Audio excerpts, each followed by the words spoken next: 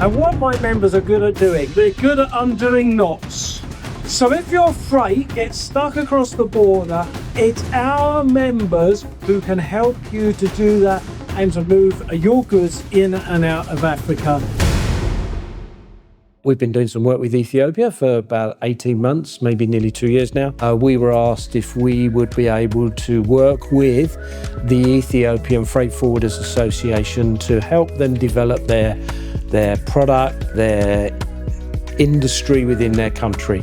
Ethiopia has great potential, and the UK government can see that potential, and they asked if we could help in that development, and we are so pleased to do so. In 25 years, something like 1 in 4 of the world's population will live in Africa. Now, that one statistic alone should persuade every business to take an interest in Africa, including freight.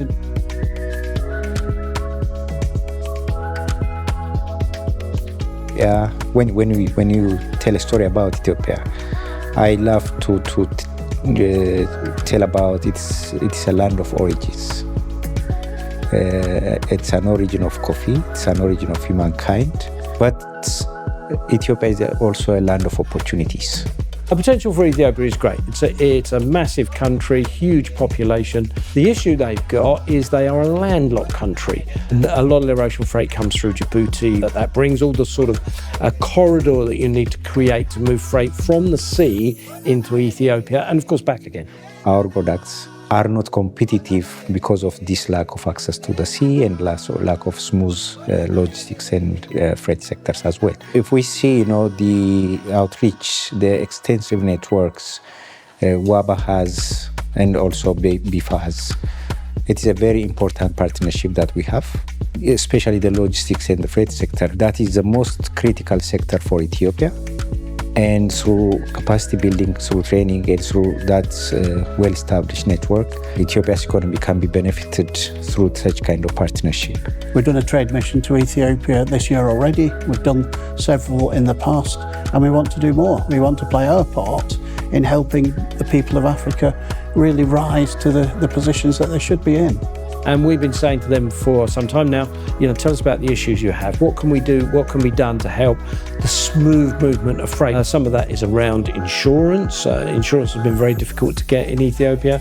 Some of that has been around how we move freight from Djibouti into Ethiopia and back out again.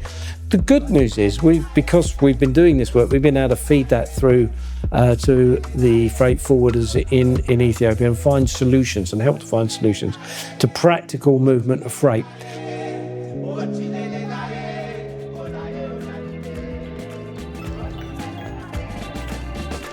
Whenever you do these things, you learn. We found a great set of people who are really enthusiastic, passionate about our industry. So it's a two-way process. Embassies, in terms of international connections to industry, one of the things that they really do is allow for market intelligence for industry. They build both cultural and government connections. This is a really vital link to forging those connections with overseas governments to try and smooth the way for facilitating international trade. We came across WABA, the Westminster Africa Business Association. We realised that actually some of what we've done in Ethiopia might be of benefit to other African countries. We learnt a lot, and could we filter that into some other countries that would help them grow too? We're now looking at them of some other countries where maybe some of what we've learnt in Ethiopia we could give to other African countries to support their development too.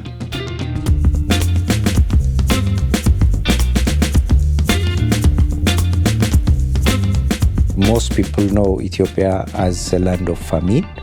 Most people stuck in its history rather than its current trajectory. But Ethiopia has come a long way.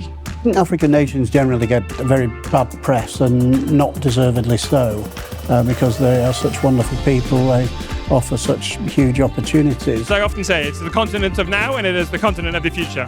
BIFA are such a massive part of that, or they can be, because we have to physically move things, and that's what they do. I'd like to come back here in 5 years and see that Ethiopia's trade with the rest of the world and with the UK has grown. Wouldn't it be fantastic if some of what we've done here actually has borne some fruit and freight is moving in and out of Ethiopia seamlessly, and they're benefiting from the revenue, and their economy is better as a result. That would be a win for everyone.